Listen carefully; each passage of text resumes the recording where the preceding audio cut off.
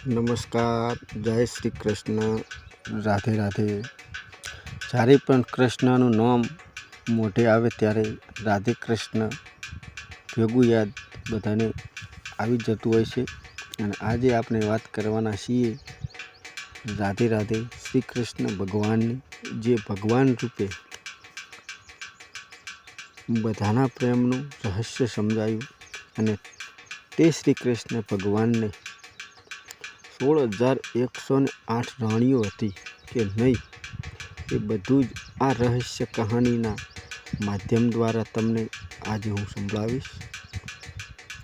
ભગવાન કૃષ્ણની આ બધી લીલાઓ મેં પોતે પણ યુટ્યુબ મારફત દ્વારા જ સાંભળી છે અને તમને પણ એ પાછી સંભળાવી રહ્યો છું। સાંભળીએ પહેલાં તમે સાહિત્ય સ્ટોરી એકમાં જો નવા હોય તો અમારી આ ચેનલને સબસ્ક્રાઈબ કરી દેજો, જેથી કરીને આવા નવા જૂના રહસ્ય તમારી સુધી પહોંચી શકે અને તમે સાંભળી શકો। તો ચાલો આજે વાત કરવાના છીએ એક 16,108 રાણીઓની કહાની। આ કહાની કૃષ્ણ સાથે જોડાયેલી છે। આજે હું તમને સનાતન ધર્મમાંથી મોટામાં મોટું રહસ્ય આપણને સંભળાવવા આવી રહ્યો છું।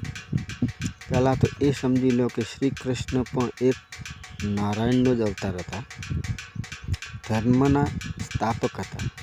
એમણે કોઈ દી સંસારિક બંધનોમાંથી કોઈ દી તેમને નહીં બાંધ્યા। તેમણે હંમેશા ધર્મ અને પ્રેમનો મરમ સમજાયો।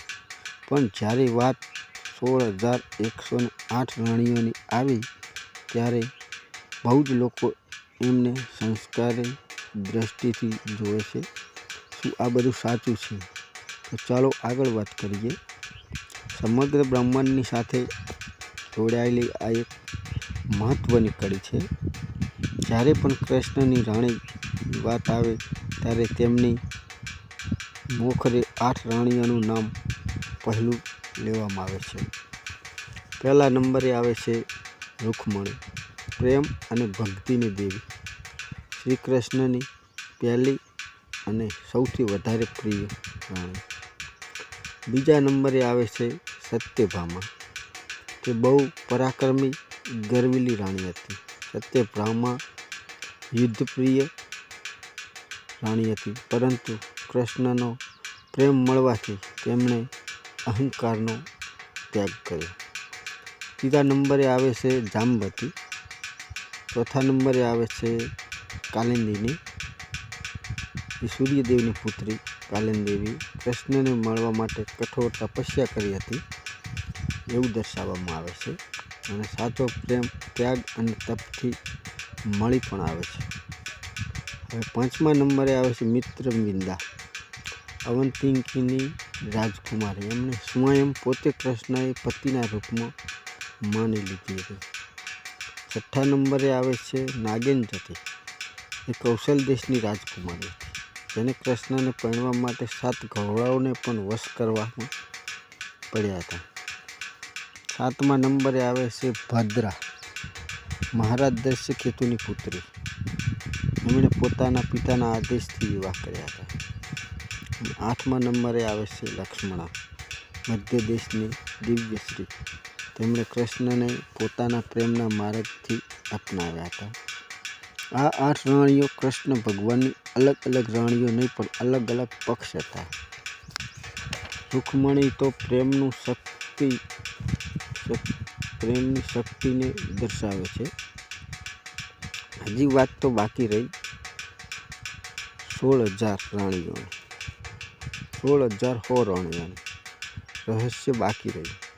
એક સમયે ધરતી પર એક ક્રૂર અસુરનો જન્મ થયો, જેનું નામ હતું નરકાસુર। તેનો જન્મ સ્વયં પૃથ્વી માતામાં થયો હતો, પરંતુ તેણે ધર્મ અને ન્યાયને પૂરી રીતે ભૂલાવી નાખ્યો હતો। આ એક રાક્ષસી પ્રવૃત્તિવાળો નરકાસુર હતો અને તેને વરદાન મળેલું હતું કે કોઈ સાધારણ માનવ કે દેવ તેને મારી નહીં શકે। તેણે પોતાની શક્તિઓનો ખોટો ઉપયોગ કરી 16,000 કન્યાઓને નરકાસુરે બંદી બનાવી હતી અને નરકાસુરે પોતાના મહેલમાં કેદ કરી નાખી હતી. આ કન્યાઓ તો બધી અલગ અલગ રાજ્યની રાજકુમારીઓ હતી. તેણે દરેક રાજ્ય ઉપર લડાઈ કરીને તે રાજ્ય જીતી તેણે કન્યાઓ ઉઠાવી લીધેલી હતી.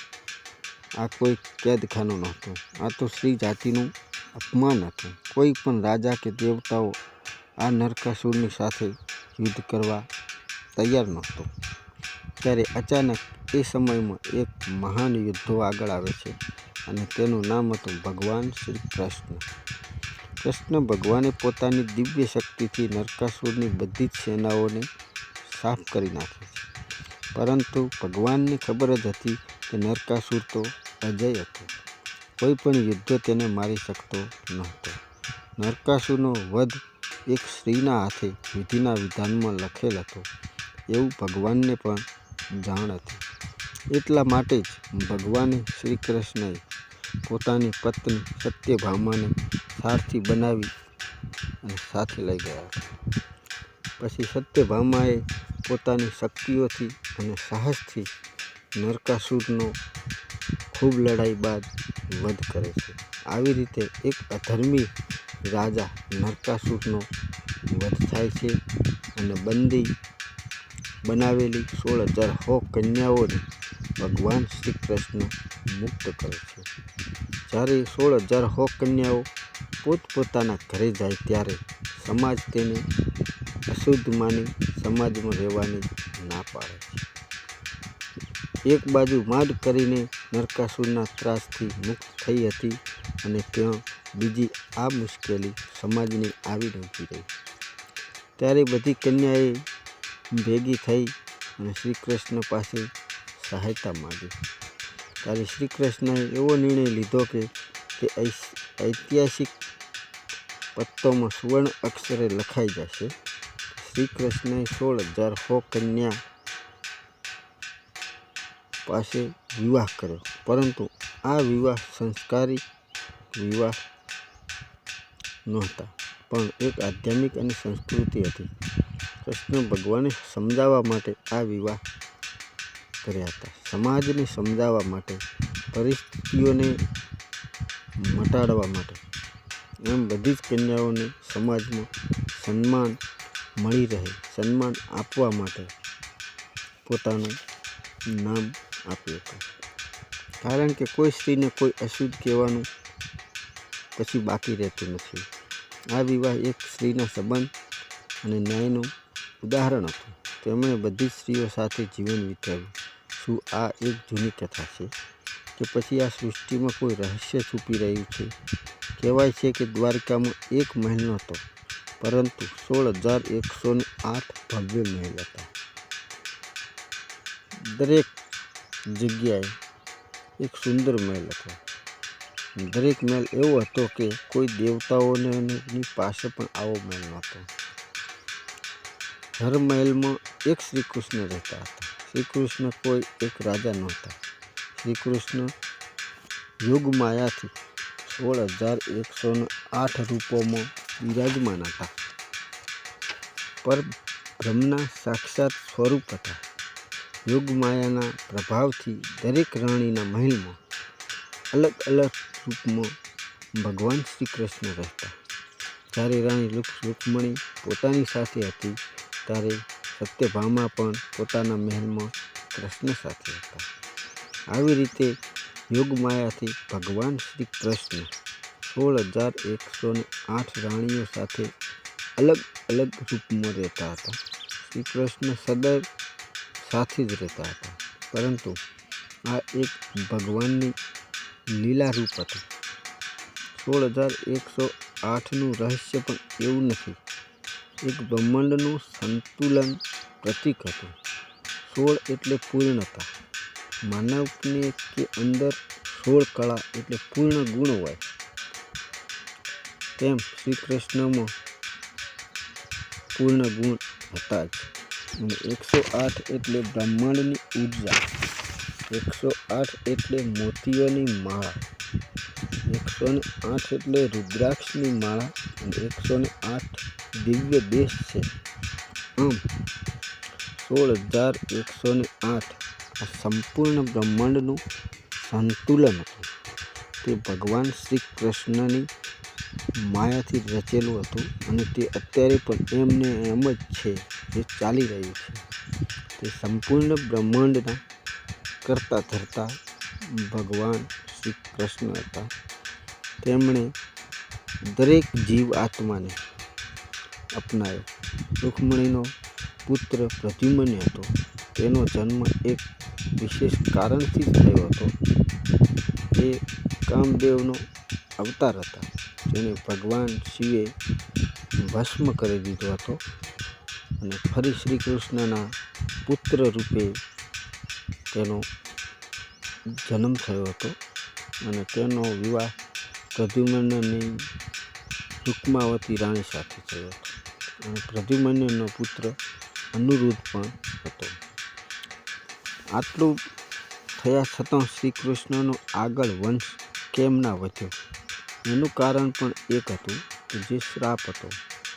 મહાભારતનું યુદ્ધ પતી ગયું ત્યારે ગાંધારીએ ભગવાન શ્રી કૃષ્ણને શ્રાપ આપ્યો હતો કે એમના કુળનો વિનાશ થઈ જશે. મહાભારતના યુદ્ધ પછી એક યુદ્ધ થયું, જેમાં શ્રી કૃષ્ણના વંશ પણ સમાપ્ત થઈ ગયો. એમણે સંસાર છોડીને તરત